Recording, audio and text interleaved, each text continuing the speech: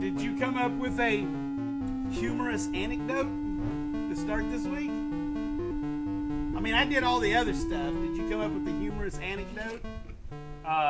Anyway, hello and welcome to another episode. Nope. I believe we're going to call this episode 19 if we want to keep doing the number thing. Of Reblogatog, where we regurgitate the most entertaining and best questions asked to Mark Rosewater on his Tumblr account. Yeah, at least the ones I liked. That's what I said. Yeah. So we go over that every week, so thanks for tuning in. I hope you enjoy what we are about to present. So, let's get started with about a week ago. Yep. Hi, Mark. If I recall correctly. Oh, I don't know that one. Yeah, if Sorry, I recall correctly. Shorthand, I don't always get them. Yeah. I'm thinking IIRC. I like RC. That's Royal Crown Cola when I was a kid. I was trying to get in real life, but that's IRL, and it was like, I don't know. There used to be a chat, IRC chat. You know, that was ICQ. ICQ. Again, maybe you want to restart this. Maybe this is our humorous anecdote. Anyway, If hi, I Mark. recall correctly. If I recall correctly, you noted, paraphrasing, that Lorwyn feedback wasn't positive enough and is unlikely to be revisited. I'm a big fan of that block and Onslaught for the same reason, and tribal creatures are my spirit animal. That's not possible. My question is when and what was the research that resulted in that decision for Lorwyn? I have to imagine an entire generation of Magic players have come and gone since Lorwyn came. How often do you do new research? Whatever was broke can be fixed. Now, we get this one a lot, and we've probably done it a few times. We've mentioned a lot. But I thought this was a great comeback. Players disliked it when we did it, but we think players will like it if we do it now. Is a hard sell internally. Yeah, that's not what you want to take to, your boss. Hey, this thing really tanked. Even 20 years ago, but now it's going to go gangbusters. It's a hard sell. Doesn't mean they can't do it. Yeah, it doesn't mean it may not happen, but it is. It's a hard sell. It's a hard sell. All right. Can you talk at any length about approaching rarities and sealed product, like commander decks? Right. For instance, a Wrath can't be printed at common in a regular set because when drafting, there'd be too many Wraths. But could an expensive Wrath be printed at you think they're talking about Damnation? Be printed at common in a sealed product in order to introduce one to Pauper if you wanted one there? No. I haven't played Pauper in a while, but that sounds bad idea. It sounds like he wants one. Right.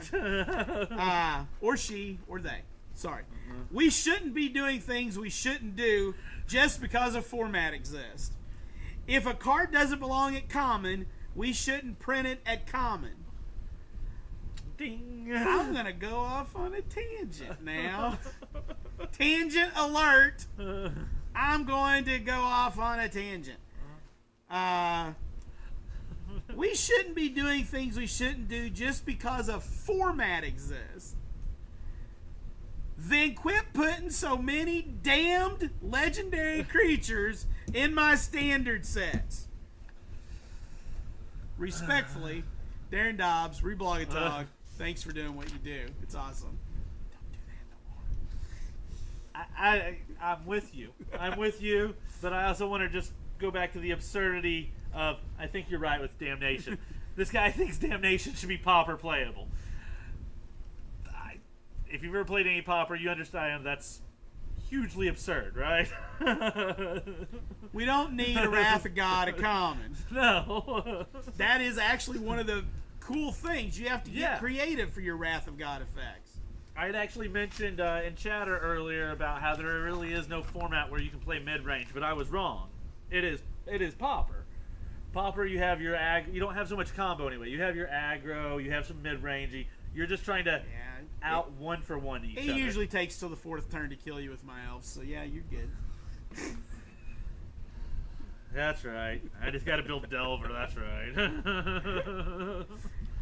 In Fed decks, do it faster than that. All right. Other than Innistrad, which planes have a 1 or a 2 on the Arabia scale? Yeah. And so that is the likelihood of returning to a plane. That's what that scale is. The lower the number, we talked the about better. it last week. The lower the number, the better. Ravnica, Dominaria, and Zendikar. Yep. That all.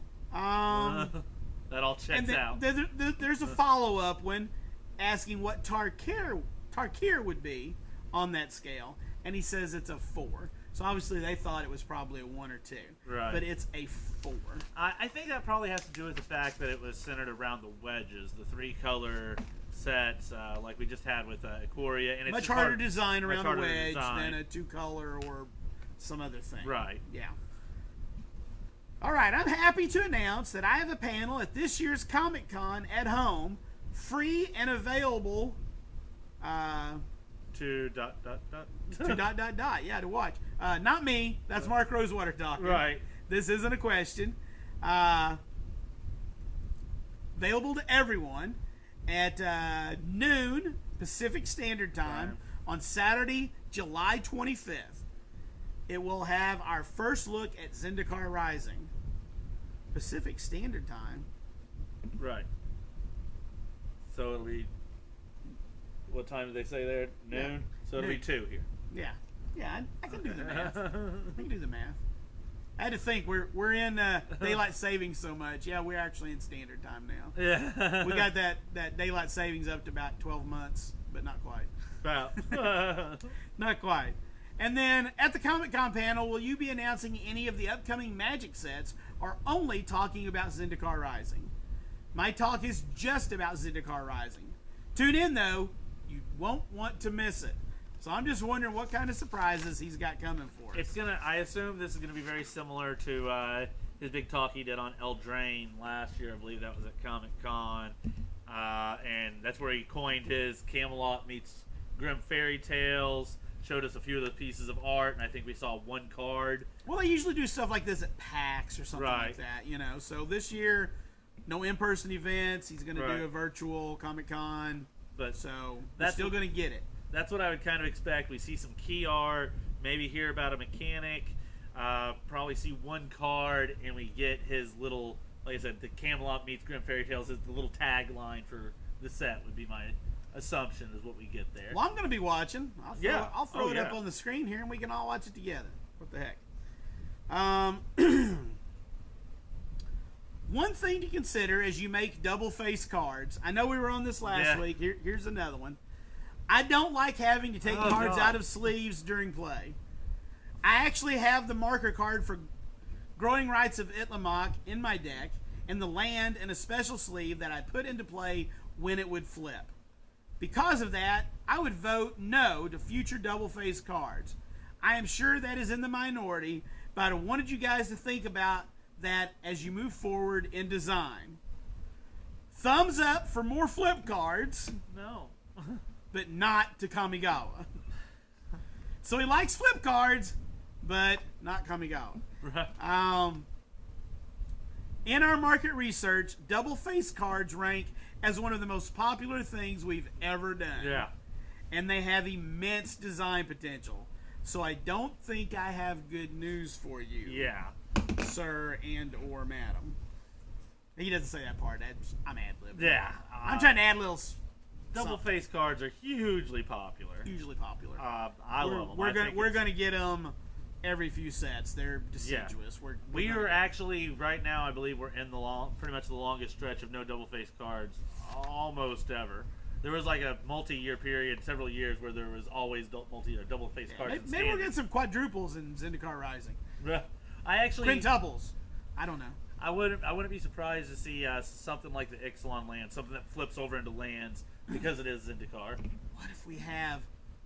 or lands that flip over into something else. What if we have like split cards that flip? That's how we get our triple face. Whoa. Anyways, moving along. I was going to leave this as a reply, but I know you love puns, and this one was too good to waste. If you don't want people to see traveling between planes as a defining characteristic of the Weatherlight, I'm afraid that ship has already sailed. People who know exactly one thing about the Weatherlight from the original storyline know that thing. Yeah, that's true. That's as much of its identity as it's part of the identity of Planeswalkers. That's what it does. I hate to set them straight, so I'm going to let Mark Rosewater do it. For a good chunk of the story, it couldn't do that. The ship got damaged by the Predator, and it needed portals to travel. It's not as definitional as you seem to think. That's a word. Yeah. Definitional. I've never used that word. I hope it's a good word. I am going to tend to disagree with Mark here because I believe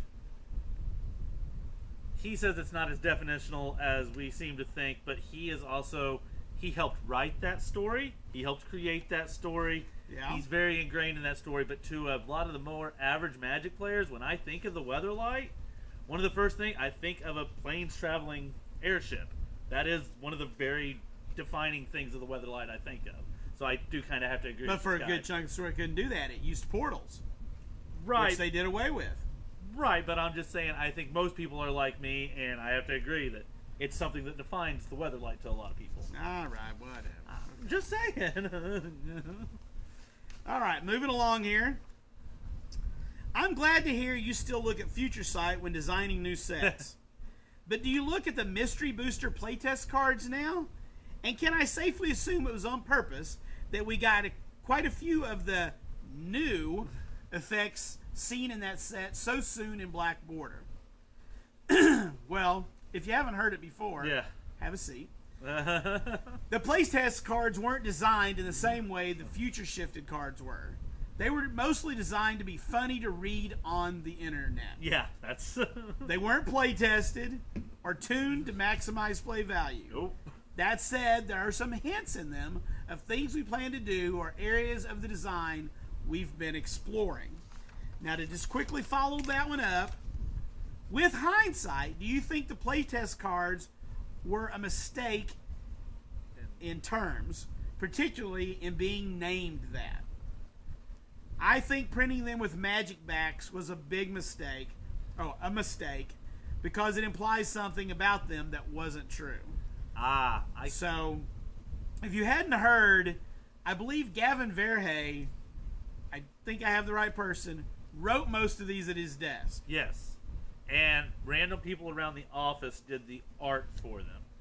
Like, just random designers and stuff drew stick figure, if you've noticed any of the art. We get a second Mark Rosewater artwork, because now he's two. He's a professional artist That's right. as well. But yeah, that they literally just sat around. I think it was Gavin that did a lot of them, but they mostly all sat around, came up with crazy ideas, and then drew stick figures on a card, and that was it. Some of them do have concepts that they play around with from time to time. Right. I'm sure they're based on things they've been messing with in design for a long time and things like that. But I kind of agree. Putting a magic back on them was... That was the mistake. Yeah. All right. If you ever see this, Mark, will Wizards of the Coast ever reprint Chaos Orb as a silver border card? I think it would be cool if Wizards ever did. Chaos Orb is on the reserve list, so we can't. Plus, we can't print the same card in black and silver border. We do, though, have cards in silver border you can throw. Yes. And so I thought I would share with you one if you weren't aware of it. Yes. In silver border, there's a card called Slaying Mantis. I enjoy this card. 2 green and 5. It's an insect wrestler. Yeah. That's 6/6. And it has the ability, just a second. As long as this spell is on the stack, players can't move cards on the battlefield. Just a second. Slaying Mantis enters the battlefield by being thrown from a distance of at least 3 feet. 3. When Slaying Mantis enters the battlefield, it fights each creature an opponent controls that it touched as it entered. Yep. Throwing a magic card 3 feet with accuracy is difficult. It is harder than you think. Yes. You can't drop it from 3 feet. You have to throw it from 3 feet. Let me tell you one of the secrets. You want to be sleeved. I'm not... The sleeve actually helps. More weight helps. It really does. Triple sleeve in that bad boy. Quadruple in it if you can would help. You got to quadruple sleeve the whole deck, but Yeah. it needs some weight. Because if it's not sleeved, it's yeah. You don't want an air current. Yeah. Turn the fan off. I'm no Gambit, and I'm not good at it. I've tried, and I don't think I've ever had him fight anything. So, anyway, just a little fun thing for you to know. I hear tell that you have board game nights at your house. Any genre of game you've been enjoying recently? I thought this, normally I would have deleted stuff like this, but I thought this was interesting. Right. He is really into games. Yes, and his he family is into games and themes and so forth. So I wanted to read to you, because we may get stuck at home again before this whole thing's over. Yeah. To help break the monotony of the pandemic, Fridays have become a theme day in our house, where we theme the food, the decorations, the clothes we wear, the TV or movie we watch, and the games we play. We take turns picking the theme. For example, this last Friday was Science Fiction Day. I wore my A to Z robot shirt. My eldest daughter made dinner based on food referenced by various science fiction TV shows and movies. Cool. We watched Ex Machina, Machina. and we played Space Teen and Robo Rally. So this Robo Rally, awesome. so this week we played science fiction games, and we had a lot of fun. Last week was 60s week, and we played Facts and Five, the game that led the way to Scattergories. The week before was Disney Week, and we played Disney Family Feud and Disney Trivial Pursuit. It's been forcing us to play some games we haven't played for a while, and it's been a blast. Dig out your old games and give them a shot. That is cool. That's a cool way to do it. Theme up a weekend for the family. That's an excellent idea. So I thought I'd share that. We may be needing all the ideas we can get at some point. Yeah. Enough people don't seem to realize Modern Horizons' origin story that I wonder if we could get a set that is intended as a future sight set and keep that as its primary intent. I didn't get enough support for the future shifted aspect, but I'll keep trying. Because that's what Modern Horizons was, his idea of future sight. It's where he went with it. Hence, I mean, if you played it, yeah. All right, we're going to talk a little bit about legendary lands. Legendary dual lands, if or when. If you're not familiar, once in a while he'll have a theme day. Sometimes it's if or when day. Yeah. And he'll do them normally too. So, if or when. We don't like how legendary lands play with how legendary plays with lands, so it's a big if. So, can you elaborate as to why you don't like legendary lands? They lead to mana screw. Because if you only got one, Yeah. it's okay, but once you draw another one, what do you do with Dude, it? it's a useless land. They need cycling. Personally, I think the flavor of legendary lands is fantastic. People often have associations with fantasy locales, such as Mount Doom or the Fortress of Solitude. Could they be one-offs for world building, since they can expand so much of a set's feeling? That's why I want the drawback off of the legendary super type, so we can do stuff like legendary lands as a regular thing, because we do them on rare occasions. So if you haven't heard, he'd like that baggage that is legendary, that you can only have one, removed. And it's changed so many times over the years. I don't know what's changed more, the legendary super type or the wording on Animate Dead. We should look that up sometime and see. It's still a full wall of text, no matter what. It's a lot of times it's changed.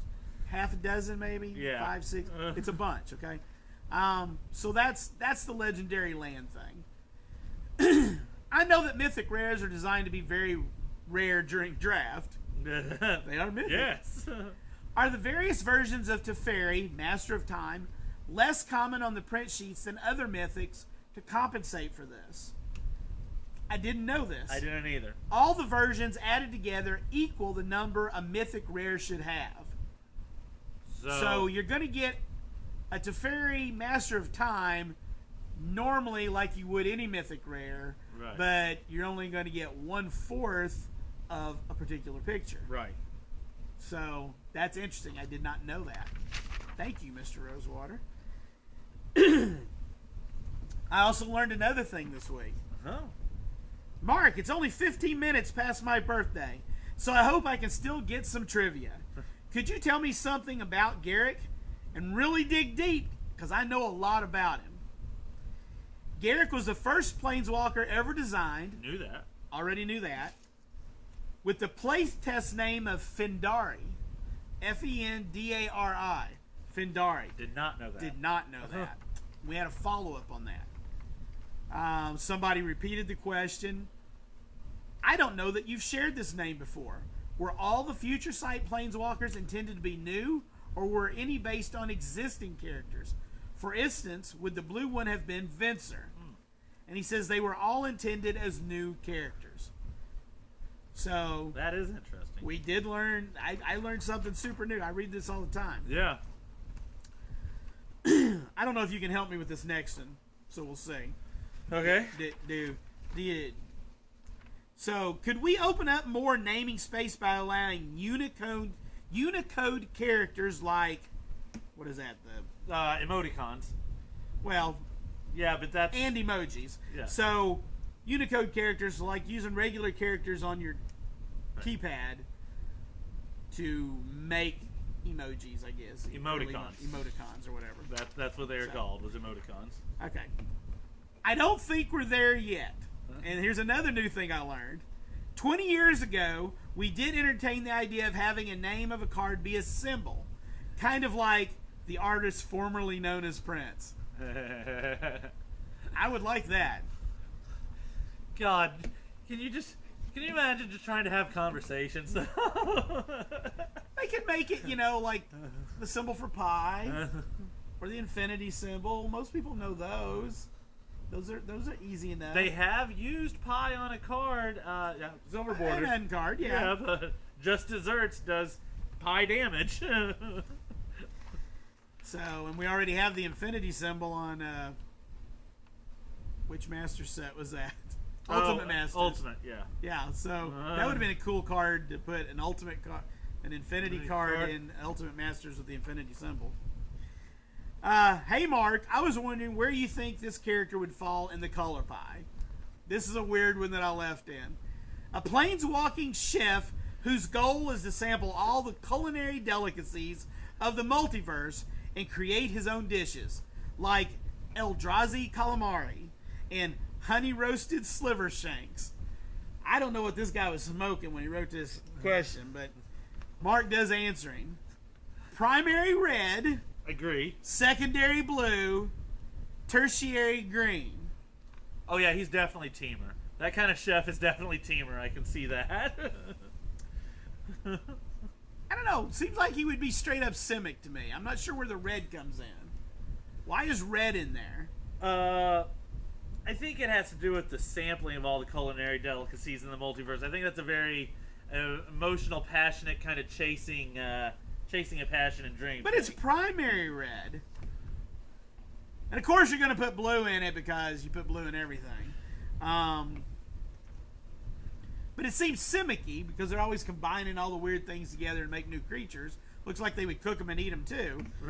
So it looks like red would be the tertiary color there.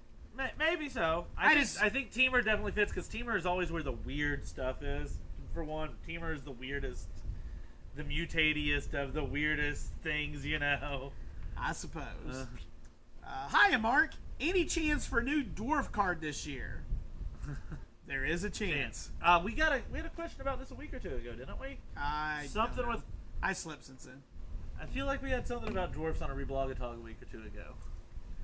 I think he was saying he had just designed one. I want to say.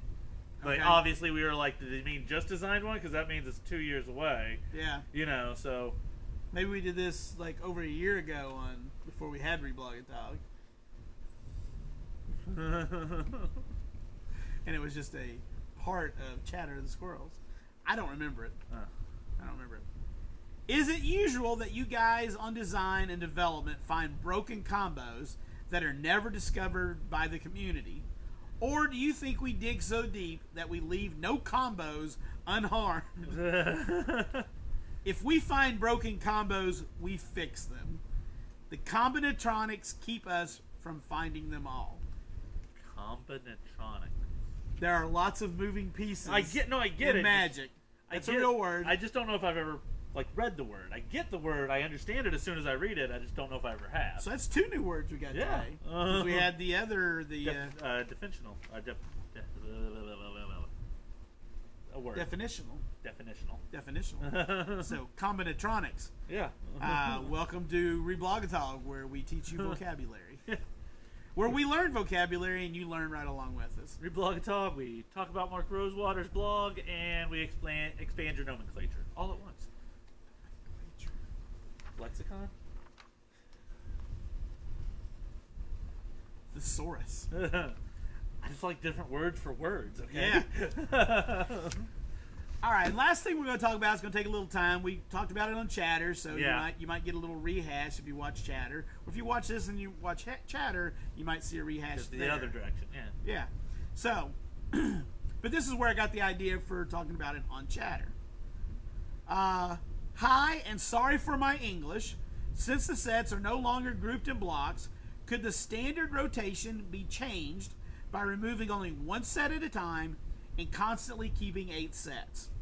In this way, the spring set and the summer sets would last longer, and the standard format would always have many cards and would change with each new set and not only the autumn one.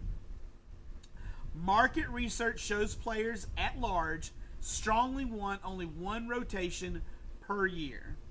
Now, again, because it's going to feel like a rehash, we really have to do ourselves credit here. Yeah. So in 2014, the only time in its history, really, in the early days things were a little funky. Yeah. But once they settled in, rotations have been the same all of Magic Standard's lifetime. Yeah, Standard's always... But in 2014, when we dropped out of doing the block and core kind of rotation, where we do a block that was 3 sets, autumn, winter, and spring, followed by a core set in the summer. Then we went to doing 2 set blocks. Right. With no core sets. So we do 2 sets, that's a block, then 2 sets, that's a block, and so forth. When we went to that, they tried changing to twice yearly rotation. So every 2 sets, when the first set of a new 2-set block would come out, they would rotate the oldest 2 sets, the oldest block. So we'd get 1, lose 2. Knit 1, purl 2. Right. We would do that. That lasted for like 3 rotations, a year and a half. They call it 2 years, but my recollection is it happened like 3 times. Yeah. And they switched it back because people hated it. And then we ended up with a giant super standard for a little while before that next rotation hit in. So people didn't like that because their cards weren't lasting. They couldn't play their cards as long. Right. Was the complaint. I think that this is a great idea. I've seen it used a number of places. Right. We've discussed it already. We're both on board. We're on team. Put 1 in, take 1 out. Especially with, as we've discussed, not as much in Reblogatog, but the power level creep that's continuing to happen right now. I feel like if you can keep that standard format as fresh as possible, because we're going to keep getting very powerful, on the verge of broken cards every set, let's try to keep them rotating in and out to at least keep that fresh. So you're not playing the same busted deck for 2 years, kind of thing.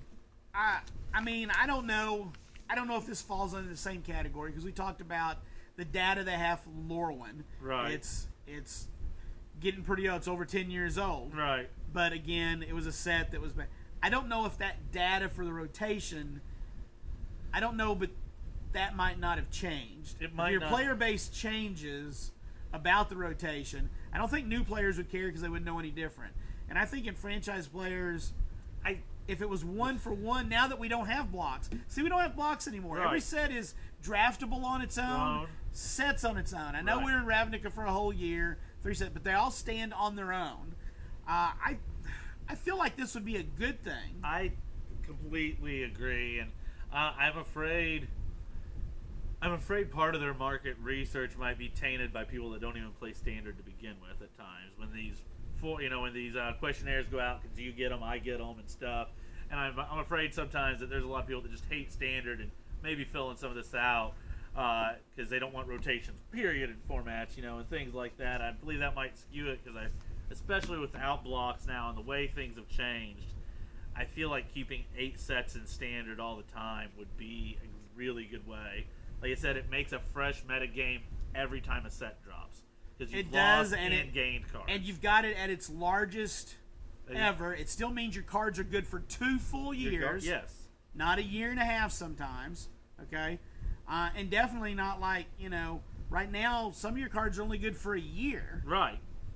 So you actually get to use your cards for longer this way. Right. All your cards good for 2 years, the full 2 years before they drop out. So I really think this is something they ought to take a look at. Yeah. Just a couple of Reblogatog opinions. Yes, sir. I would agree. I don't think it would take a lot, especially with the way things have, like I said, power creep, digital play, yada yada with standard. It seems a much better, easier way to move forward. All right, well, that is the last thing that I have.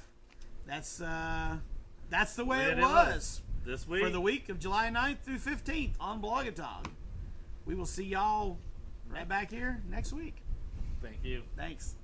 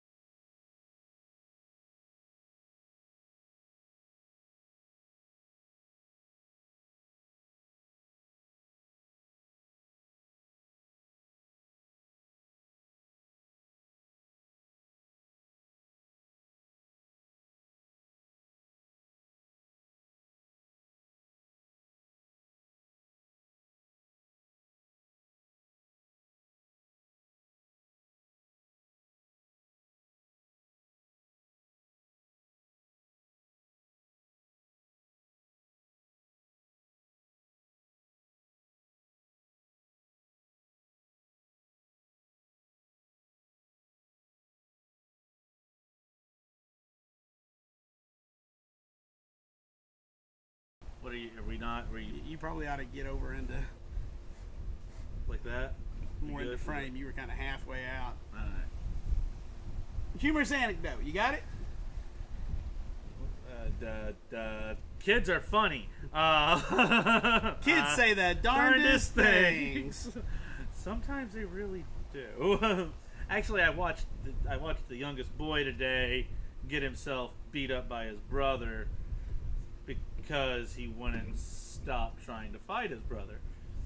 Tristan finally was done and went, "That's enough. No, we're not doing that anymore, Sage." And Sage ran at him, and Tristan got him pretty good, and Sage started to make a little bit. Wow, that makes me laugh. It is funny because it's like, well, well, Sage wants to cry, and I'm like, what do I? You did it. He told you to stop like 4 times. No means no for anybody. Right? I'm not even mad at Tristan. He told you to stop calmly 4 times, and then all right. I ain't got nothing funny. I ain't even got anything funny with the baby. Hello, and well, she's just cute. She is just cute. We should just put a picture of her up. Yeah, I should just start just a little video, like 10-second video. Yeah. Tori. Just Tori playing with the ball. Dude, she got a heck of an arm. If I can get her to kick one, maybe she'd just be a pitcher. I don't know. She threw one across the living room, like a little red ball, like only this big she could grab, like across the living room. And I was like, Wow. She won't kick the thing. I've been trying to get her to kick it for weeks. She won't kick it.